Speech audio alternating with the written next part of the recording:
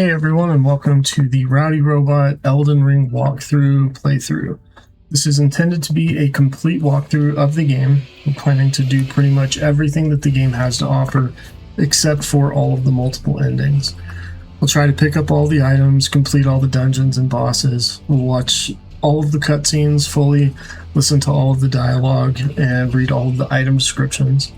I'm not an Elden Ring lore expert, but we are gonna read everything because that's pretty much where the story comes from. But I am not a lore expert, so I may get some things wrong from time to time. I am playing the game on a PC using an Xbox controller, so those are the button prompts that are going to show up on the screen in tutorials and menus. I am very familiar with playing games, more so familiar on the PlayStation, so if I say triangle, square, X, whatever buttons that don't match the screen, I apologize that in advance. So the first thing that we're going to do is start a new game, and we're going to go through the character creator. I've already created my character, I just didn't want to spend a whole lot of time recording the character creation. It is fairly in-depth, so please take your time if you're going to be playing along and making your own character. So let's go ahead and start a new game. And the first thing we have is the character base. You can choose this in the main menu too when you're doing character creation, but this is just kind of a good way to see what characters are available to start. You can see the starting gear that they have. If you press the Y button, it changes the screen a little bit, shows you what the character's initial stats are, and it's also going to show you little pictures of what their starting weapons and items are going to be. You can't see the explanation. Oh, yes, you can. So if you hit the help button and then explanation, it'll go over all of the different stats. This is actually new. I didn't realize that I could do that. But you still can't see what the items are. So we'll go through all of this stuff in the game. But you can see all of the different classes that you can start with. So I'm intending to do a more kind of using some swords and shields and mostly magic, but the swords are going to be like katanas and dexterity builds. So I'm going to be starting with the astrologer and type A. So I'll be playing as a male character. And we'll type in my name, and we will go with Rowdy. Type A, and then like I said, I have already, in the detailed appearances in favorites, I've already saved one. So that is the character that I'm using. And then the keepsakes, these are one of the starting items that you get to choose to start with. The Crimson Amber Medallion, a medallion inlaid with Crimson Amber, increases maximum HP. That's a good one to start with if you're not as familiar with these types of games. Having more health is always a good thing. The Lands Between rune, the Gold of Grace shining in the eyes of the people of the Lands Between, used to gain many runes. So in this game, runes are your currency for leveling up and purchasing items. This is the item that I'm going to be starting with for a very specific reason. I want to be able to buy what I can from the first merchant. The next one is the Golden Seed. It's a golden seed washed ashore from the Lands Between, said to enhance sacred flasks. So this gives you an additional healing flask from the beginning, or once you get to a site of grace, you can use that. So again, additional healing is always good if you're not super familiar with the combat of these types of games. Fanged Indashes are a type of summon. We'll learn more about that later in the game. And we do actually have the ability to pick up this specific one. Cracked Pots are, actually, I'm sorry, let me read this. The ashes of small diminutive golems. Ashes are said to hold spirits within. And then the Cracked Pots, 3 strange cracked pots that somehow mend themselves. A container for certain thrown items. So this is for crafting. Throughout the game, we are going to be picking up quite a few of these. So I personally don't think that it's that great of an item to start with unless you're planning on doing like an item only or a throwable only type of playthrough. which can be very challenging. So, stone sword key, 2 stone keys shaped like swords, breaks the seal on imp statues, but can only be used once. We are going to be finding these throughout the game as well, and plenty of them. So unless you're wanting to do something very specific at the beginning of the game and pick up some items and go through a fairly challenging dungeon, not really worth doing. The Bewitching Branch. You get 5 sacred branches charged with beguiling power, said to originate from the demigod Mikola. So these are going to basically mind control an enemy, and then you can use them to fight with you, which could be very useful near the beginning of the game. Some camps that are difficult to clear out if you don't know what you're doing can be kind of fun. But we will get the ability to craft those items later in the game. So again, really no reason to pick those up. 5 pieces of boiled prawn, boost physical damage negation. These are good items. You would only start with 5 though. We do have the ability to purchase more later in the game, so we will have access to plenty of that stuff. And then Shabriri's Woe. This one you really wouldn't want to pick up unless you're actually thinking that you want it to be a lot more challenging. So it's the crazed likeness of a noble whose eyes have been gouged out, attracts enemies' aggression. So basically this is just going to make enemies more aggressive towards you, and it's going to be more challenging. So there you go. Those are the starting items. Like I said, I'm planning on using the Lands Between rune. All right, so I am all set for my character, and let's go ahead and say finish and starting the game. Here we go.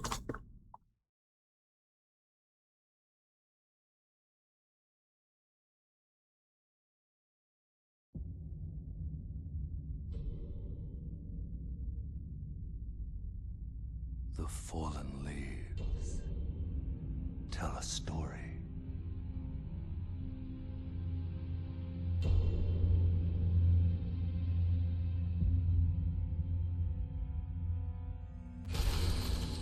The great Elden Ring was shattered. In our home, across the fog, the lands between.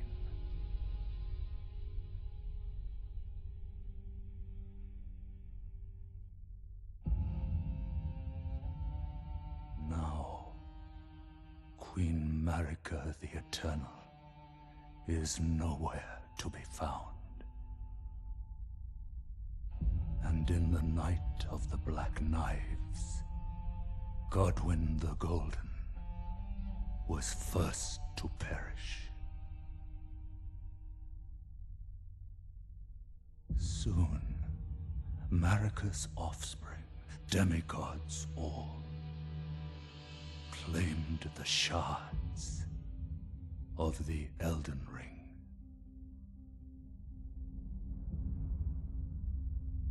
The mad taint of their newfound strength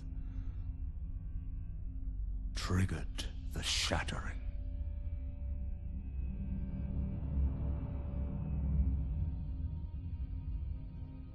A war from which no lord arose.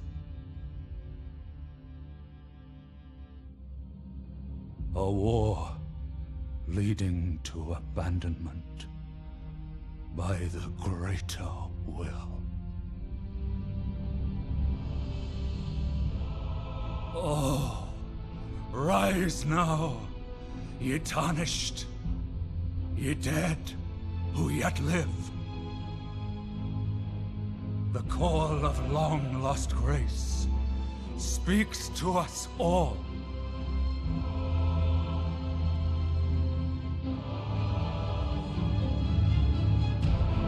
Horalu, chieftain of the Badlands, the ever-brilliant Gold Mask. Fear, the deathbed companion, the loathsome Dung-Eater, and Sir Gideon Ofnir, the all-knowing.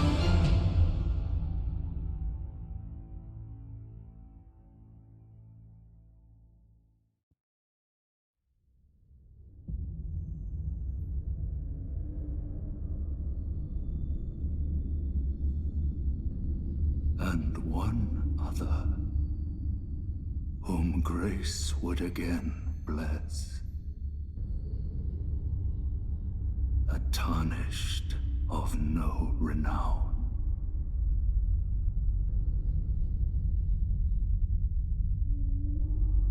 Cross the fog to the lands between, to stand before the Elden Ring and become the Elden Lord.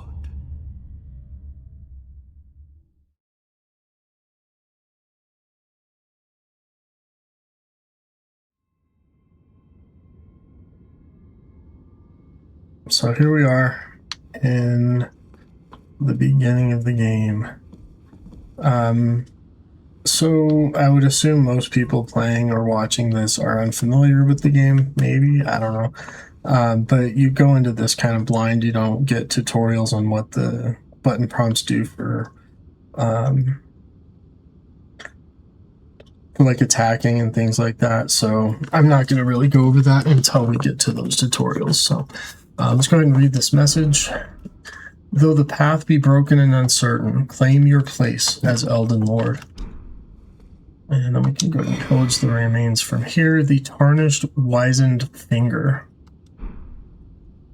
And then if we go into our equipment and inventory, we can see the item that we've just picked up. With the inventory menu, you can browse the items you're carrying, drop them on the ground, or throw them away. You can also use tools from the inventory menu.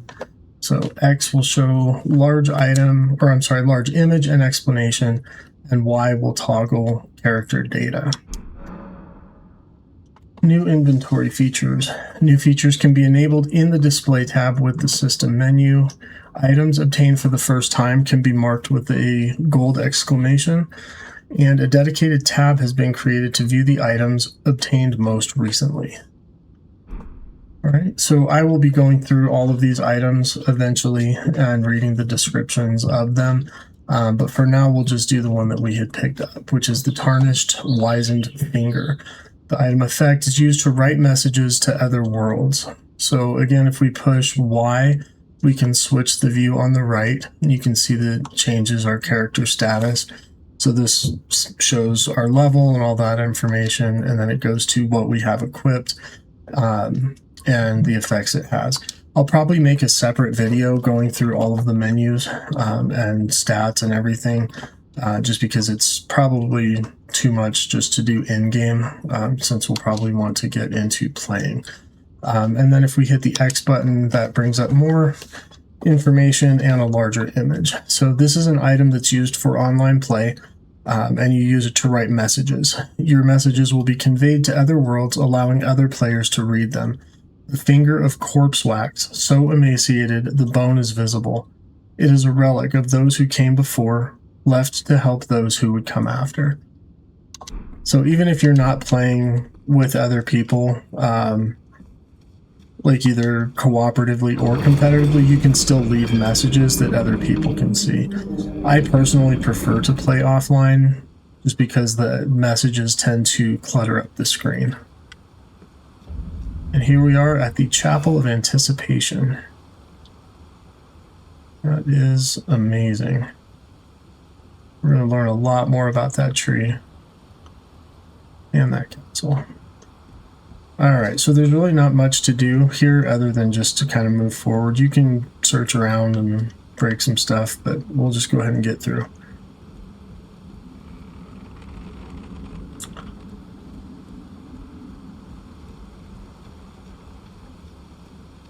Such a pretty game. Pretty scenery.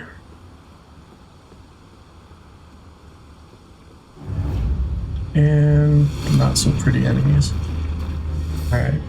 So there is an intended outcome for this, but we're still going to try to beat him. I've never actually beat this guy on a first playthrough. I've beat him in New Game Plus, so like once you've leveled up your character and have a lot stronger weapons and spells and things. You can see just how much damage he did with one hit.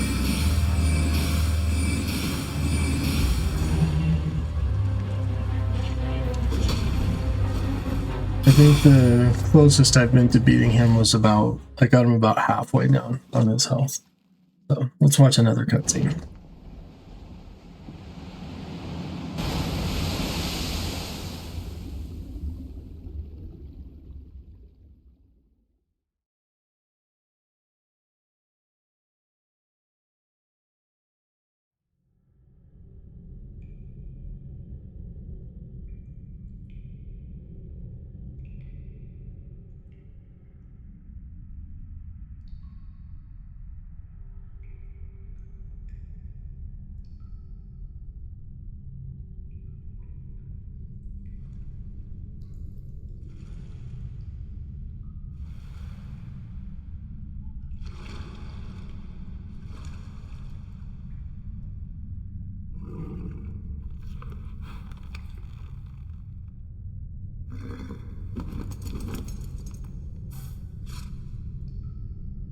Don't worry, Torrent.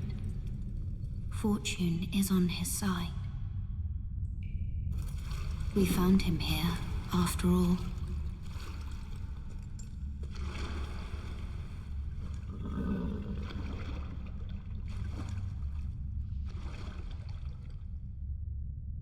One of his kind is sure to seek the Elden Ring. Even if it does violate the Golden Order.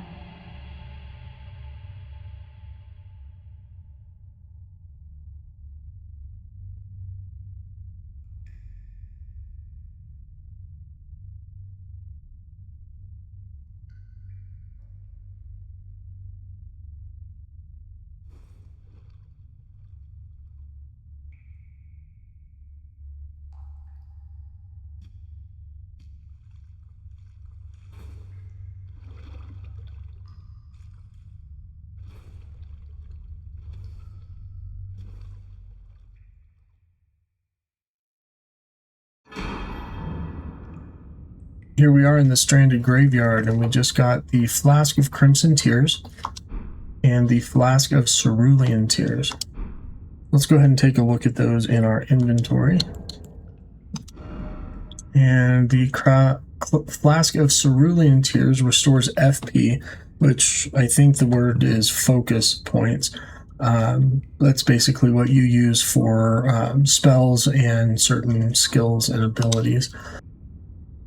So this is a sacred flask modeled after a golden holy chalice that was once graced by a tear of blessing. Filled with cerulean tears, this flask restores FP with use. Rest at a site of grace to replenish. The one washed up on the gravesite was sure to die, until this flask offered its gift of rejuvenation to seek the Elden Ring.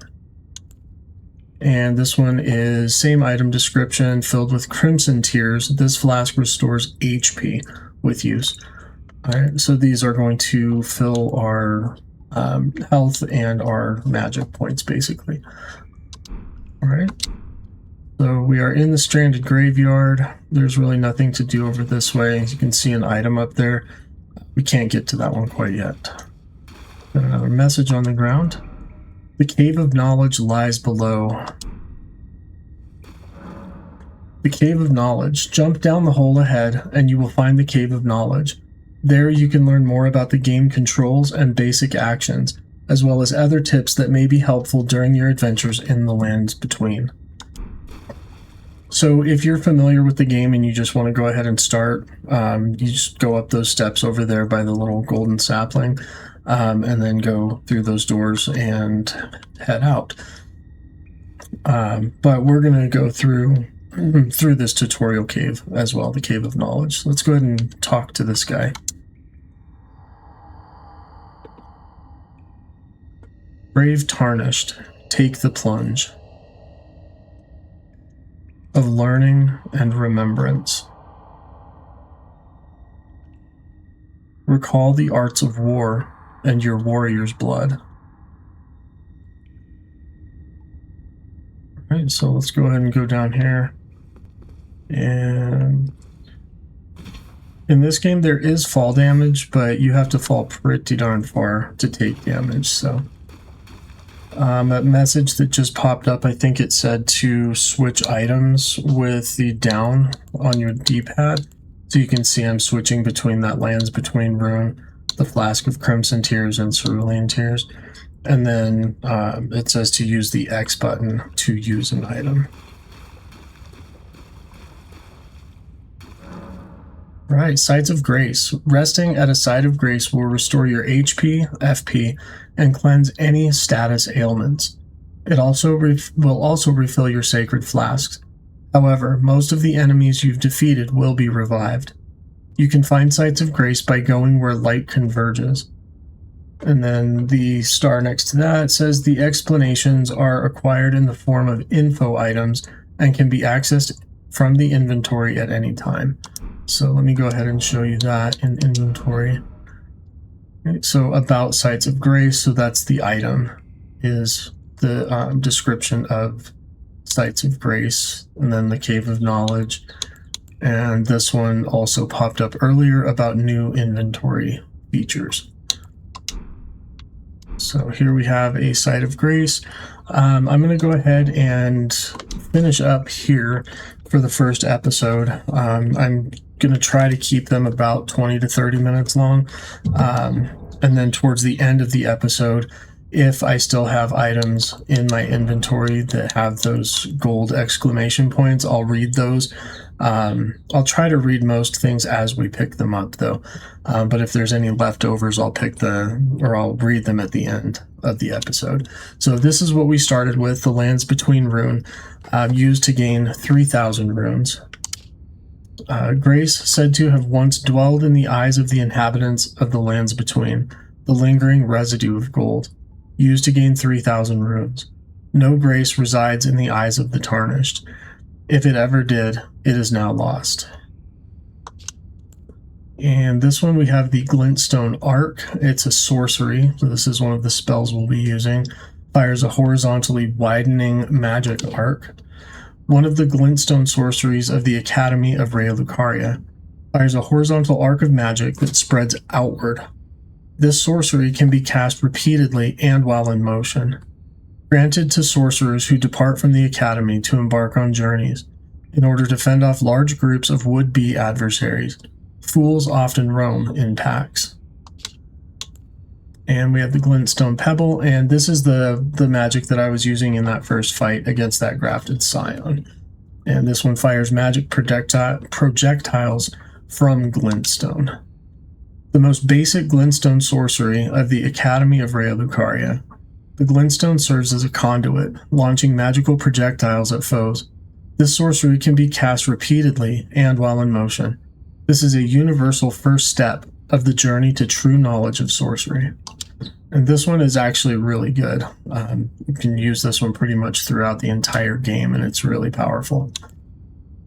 And then we have the Astrologer's Trousers. Again, I'm going to go over all of the like damage negation, resistance, character stats, all of that in a separate video. I'm not sure what I'll title it, but probably something about like menu descriptions or things like that. Okay, so the item description: trousers worn inside a robe, worn by those who look to the cosmos above. They read fate in the stars and are said to be heirs of the Glintstone sorcerers. But alas, the night sky no longer cradles fate. We have the gloves. You can see the item description. The only thing that changes is the top. So gloves fashioned from fine supple cloth. Robe fashioned from supple cloth. Hood fashioned from supple cloth. And then we have our short sword, a short, straight sword with a short blade. In addition to its reliable standard damage, this weapon also boasts powerful piercing attacks. Lightweight amongst straight swords, this weapon is easy to wield, requiring only humble attributes. And then there's the skill Kick. Push an enemy back with high kick. Effective against enemies who are guarding and can break a foe's stance. Sometimes a simple tool is the most effective, and we're going to learn about all of that when we go through the tutorial cave. Next we have the Astrologer's Staff. This is the Staff of the Astrologers. A glintstone is embedded in the tip, enabling it to be used as a catalyst for sorceries. Sorceries must be memorized first at a site of lost grace, and a staff must be equipped to cast them. This one has no skill, or a skill named no skill.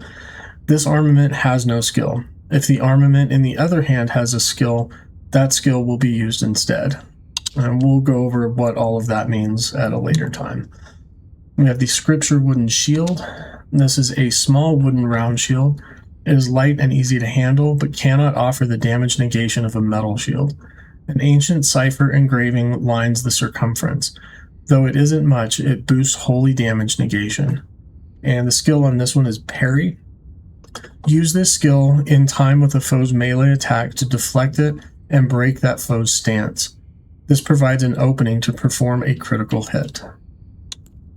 And the last item we have is the Memory of Grace. Lose all runes, return to the last site of lost grace visited.